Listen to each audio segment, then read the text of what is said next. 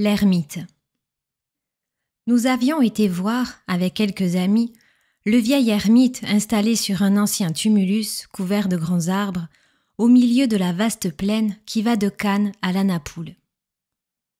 En revenant, nous parlions de ces singuliers solitaires laïcs, nombreux autrefois, et dont la race aujourd'hui disparaît. Nous cherchions les causes morales, nous nous efforcions de déterminer la nature des chagrins qui poussaient jadis les hommes dans les solitudes. Un de nos compagnons dit tout à coup : « J'ai connu 2 solitaires, un homme et une femme. La femme doit être encore vivante. Elle habitait, il y a 5 ans, une ruine au sommet d'un mont absolument désert sur la côte de Corse, à 15 ou 20 kilomètres de toute maison. Elle vivait là avec une bonne, j'allais la voir. Elle avait été certainement une femme du monde distingué.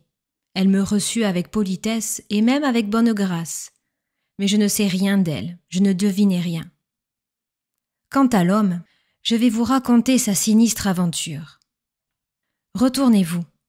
Vous apercevez là-bas ce mont pointu et boisé qui se détache derrière la Napoule, tout seul en avant des cimes de l'Esterel. On l'appelle dans le pays le mont des serpents. C'est là que vivait mon solitaire, dans les murs d'un petit temple antique, il y a 12 ans environ. Ayant entendu parler de lui, je me décidai à faire sa connaissance et je partis de Cannes, à cheval, un matin de mars. Laissant ma bête à l'auberge de la Napoule, je me mis à gravir à pied ce singulier cône, haut peut-être de 150 ou 200 mètres, et couvert de plantes aromatiques, de cystes surtout, dont l'odeur est si vive et si pénétrante qu'elle trouble et cause un malaise. Le sol est pierreux, et on voit souvent glisser sur les cailloux de longues couleuvres qui disparaissent dans les herbes. De là ce surnom bien mérité de mont des serpents. Dans certains jours, les reptiles semblent vous naître sous les pieds quand on gravit la pente exposée au soleil. Ils sont si nombreux qu'on n'ose plus marcher et qu'on éprouve une gêne singulière, non pas une peur, car ces bêtes sont inoffensives, mais une sorte d'effroi mystique. J'ai eu plusieurs fois la singulière sensation de gravir un mont sacré de l'Antiquité, une bizarre colline parfumée et mystérieuse, couverte de cystes et peuplée de serpents et couronnée par un temple. Ce temple existe encore. On m'a affirmé du moins que ce fut un temple, car je n'ai point cherché à en savoir davantage pour ne pas gâter mes émotions. Donc j'y grimpai un matin de mars sous prétexte d'admirer le pays. En parvenant au sommet, j'aperçus en effet des murs et assis sur une pierre un homme. Il n'avait guère plus de 45 ans, bien que ses cheveux fussent tout blancs, mais sa barbe était presque noire encore. Il caressait un chat roulé sur ses genoux et ne semblait point prendre garde à moi. Je fis le tour des ruines, dont une partie couverte et fermée au moyen de branches, de paille, d'herbes et de cailloux, était habitée par lui, et je revins de son côté. La vue de là est admirable. C'est, à droite, l'Esterel au sommet pointu, étrangement découpé, puis la mer démesurée, s'allongeant jusqu'aux côtes lointaines de l'Italie, avec ses caps nombreux, et en face de Cannes, les îles de l'Airain, vertes et plates, qui semblent flotter et dont la dernière présente vers le large un haut et vieux château fort à tours crénelées, bâti dans les flots mêmes. Puis dominant la côte verte, où l'on voit pareil d'aussi loin à des œufs innombrables pendus au bord du rivage, le long chapelet de villas et de villes blanches bâties dans les arbres, s'élèvent les Alpes, dont les sommets sont encore encapuchonnés de neige. Je murmurai : « Christi, c'est beau !» L'homme leva la tête et dit : « Oui, mais quand on voit ça toute la journée, c'est monotone. » Donc il parlait, il causait et il s'ennuyait, mon solitaire. Je le tenais. Je ne restai pas longtemps ce jour-là, et je m'efforçai seulement de découvrir la couleur de sa misanthropie. Il me fit surtout l'effet d'un être fatigué des autres, las de tout, irrémédiablement désillusionné et dégoûté de lui-même comme du reste. Je le quittai après une demi-heure d'entretien. Mais je revins 8 jours plus tard, et encore une fois la semaine suivante, puis toutes les semaines. si bien qu'avant 2 mois, nous étions amis. Or, un soir de la fin de mai, je jugeai le moment venu et j'emportai des provisions pour dîner avec lui sur le mont des Serpents. C'était un de ces soirs du midi si odorants dans ce pays où l'on cultive les fleurs comme le blé dans le nord, dans ce pays où l'on fabrique presque toutes les essences qui parfumeront la chair et les robes des femmes, un de ces soirs où les souffles des orangers innombrables dont sont plantés les jardins et tous les replis des vallons troublent et alanguissent à faire rêver d'amour les vieillards. Mon solitaire m'accueillit avec une joie visible.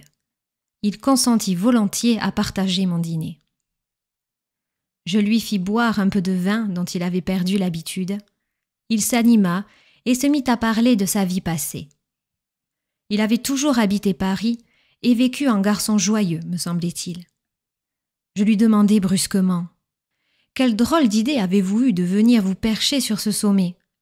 Il répondit aussitôt : « Ah, c'est que j'ai reçu la plus rude secousse que puisse recevoir un homme. Mais pourquoi vous cacher ce malheur ? Il vous fera me plaindre peut-être. Et puis, je ne l'ai jamais dit à personne, jamais. Et je voudrais savoir, une fois, ce qu'en pense un autre et comment il le juge. Né à Paris, élevé à Paris, je grandis et je vécus dans cette ville. Mes parents m'avaient laissé quelques milliers de francs de rente et j'obtins, par protection, une place modeste et tranquille qui me faisait riche pour un garçon. J'avais mené, dès mon adolescence, une vie de garçon. Vous savez ce que c'est, libre et sans famille, résolu à ne point prendre de femme légitime, je passais tantôt 3 mois avec l'une, tantôt 6 mois avec l'autre, puis 1 an sans compagne en butinant sur la masse des filles à prendre ou à vendre. Cette existence médiocre, et banale si vous voulez, me convenait, satisfaisait mes goûts naturels de changement et de badauderie. Je vivais sur le boulevard, dans les théâtres et dans les cafés, toujours dehors, presque sans domicile, bien que proprement logé. J'étais un de ces milliers d'êtres qui se laissaient flotter, comme des bouchons, dans la vie, pour qui les murs de Paris sont les murs du monde, et qui n'ont souci de rien, n'ayant de passion pour rien. J'étais ce qu'on appelle un bon garçon, sans qualité et sans défaut. Voilà, et je me juge exactement. Donc, de 20 à 40 ans, mon existence s'écoula lente et rapide, sans aucun événement marquant. Comme elles vont vite les années monotones de Paris, où n'entre dans l'esprit aucun de ces souvenirs qui font date, ces années longues et pressées, banales et gaies, où l'on boit, mange et rit sans savoir pourquoi, les lèvres tendues vers tout ce qui se goûte et tout ce qui s'embrasse, sans avoir envie de rien. On était jeune.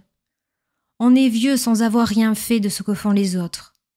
Sans aucune attache, aucune racine, aucun lien, presque sans amis, sans parents, sans femme, sans enfants. Donc, j'atteignis doucement et vivement la quarantaine. Et pour fêter cet anniversaire, je m'offris, à moi tout seul, un bon dîner dans un grand café. J'étais un solitaire dans le monde. Je jugeais plaisant de célébrer cette date en solitaire. Après dîner, j'hésitais sur ce que je ferais. J'eus envie d'entrer dans un théâtre, et puis l'idée me vint d'aller en pèlerinage au quartier latin où j'avais fait mon droit jadis. Je traversai donc Paris et j'entrai sans préméditation dans une de ces brasseries où l'on est servi par des filles. Celle qui prenait soin de ma table était toute jeune, jolie et rieuse. Je lui offris une consommation qu'elle accepta tout de suite. Elle s'assit en face de moi et me regarda de son œil exercé, sans savoir à quel genre de mal elle avait affaire.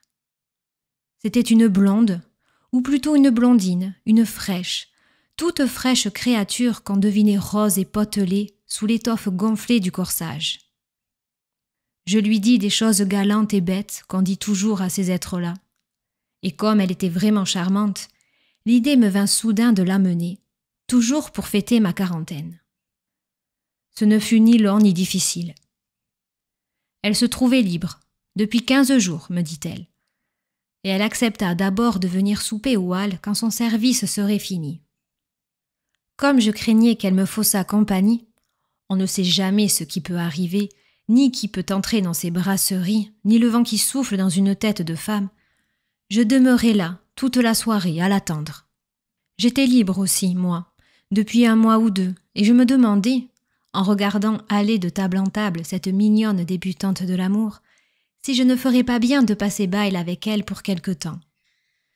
Je vous conte là une de ces vulgaires aventures quotidiennes de la vie des hommes à Paris. Pardonnez-moi ces détails grossiers. Ceux qui n'ont pas aimé poétiquement prennent et choisissent les femmes comme on choisit une côtelette à la boucherie, sans s'occuper d'autre chose que de la qualité de leur chair. Donc je l'amenai chez elle, car j'ai le respect de mes draps. C'était un petit logis d'ouvrière, au 5e, propre et pauvre. Et j'y passai 2 heures charmantes. Elle avait, cette petite, une grâce et une gentillesse rares. Comme j'allais partir, je m'avançai vers la cheminée afin d'y déposer le cadeau réglementaire, après avoir pris jour pour une seconde entrevue avec la fillette, qui demeurait au lit. Je vis vaguement une pendule sous globe, 2 vases de fleurs et 2 photographies dont l'une, très ancienne, une de ces épreuves sur verre appelées daguerréotypes. Je me penchai par hasard vers ce portrait et je demeurai interdit, trop surpris pour comprendre. C'était le mien, le premier de mes portraits, que j'avais fait faire autrefois quand je vivais en étudiant au quartier latin. Je le saisis brusquement pour l'examiner de plus près. Je ne me trompais point, et j'eus envie de rire, tant la chose me parut inattendue et drôle. Je demandai « Qu'est-ce que c'est que ce monsieur-là » Elle répondit « C'est mon père que je n'ai pas connu. Maman me l'a laissé en me disant de le garder, que ça me servirait peut-être un jour. » Elle hésita, se mit à rire et reprit « Je ne sais pas à quoi, par exemple. Je ne pense pas qu'il vienne me reconnaître. » Mon cœur battait précipité comme le galop d'un cheval emporté. Je remis l'image à plat sur la cheminée. Je posai dessus, sans même savoir ce que je faisais, 2 billets de 100 francs que j'avais en poche, et je me sauvai en criant « À bientôt, au revoir, ma chérie, au revoir. » J'entendis qu'elle répondait « À mardi. » J'étais dans l'escalier obscur que je descendis à tâtons. Lorsque je sortis dehors, je m'aperçus qu'il pleuvait, et je partis à grands pas par une rue quelconque. J'allais devant moi, affolé, éperdu, cherchant à me souvenir. Était-ce possible? Oui. Je me rappelais soudain une fille qui m'avait écrit, 1 mois environ après notre rupture, qu'elle était enceinte de moi. J'avais déchiré ou brûlé la lettre, et oublié cela. J'aurais dû regarder la photographie de la femme sur la cheminée de la petite. Mais l'aurais-je reconnue? C'était la photographie d'une vieille femme, me semblait-il. J'atteignis le quai. Je vis un banc, et je m'assis. Il pleuvait. Des gens passaient de temps en temps sous les parapluies. La vie m'apparut odieuse et révoltante, pleine de misère, de honte, d'infamie voulue ou inconsciente. Ma fille! Je venais peut-être de posséder ma fille. Et Paris, ce grand Paris sombre, morne, boueux, triste, noir, avec toutes ces maisons fermées, était plein de choses pareilles, d'adultère, d'inceste, d'enfants violés. Je me rappelais ce qu'on disait des ponts hantés par ces vicieux infâmes. J'avais fait, sans le vouloir, sans le savoir, pis que ces êtres ignobles. J'étais entré dans la couche de ma fille. Je faillis me jeter à l'eau. J'étais fou. J'errai jusqu'au jour, puis je revins chez moi pour réfléchir. Je fis alors ce qui me parut le plus sage.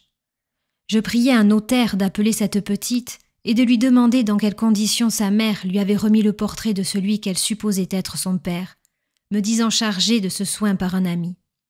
Le notaire exécuta mes ordres. C'est à son lit de mort que cette femme avait désigné le père de sa fille, et devant un prêtre qu'on me nomma. Alors, toujours au nom de cet ami inconnu, je fis remettre à cet enfant la moitié de ma fortune, 140 000 francs environ, dont elle ne peut toucher que la rente. Puis je donnai ma démission de mon emploi, et me voici. En errant sur ce rivage, j'ai trouvé ce mont et je m'y suis arrêté. Jusqu'à quand, je l'ignore. Que pensez-vous de moi et de ce que j'ai fait? Je répondis en lui tendant la main. Vous avez fait ce que vous deviez faire. » Bien d'autres eussent attaché moins d'importance à cette odieuse fatalité. Il reprit. « Je le sais. Mais moi, j'ai failli en devenir fou. Il paraît que j'avais l'âme sensible sans m'en être jamais douté. Et j'ai peur de Paris maintenant, comme les croyants doivent avoir peur de l'enfer. J'ai reçu un coup sur la tête, voilà tout. Un coup comparable à la chute d'une tuile quand on passe dans la rue. Je vais mieux depuis quelque temps. » Je quittai mon solitaire. J'étais fort troublé par son récit. Je le revis encore 2 fois, puis je partis, car je ne reste jamais dans le Midi après la fin de mai. Quand je revins l'année suivante, l'homme n'était plus sur le mont des serpents, et je n'ai jamais entendu parler de lui. Voilà l'histoire de mon ermite.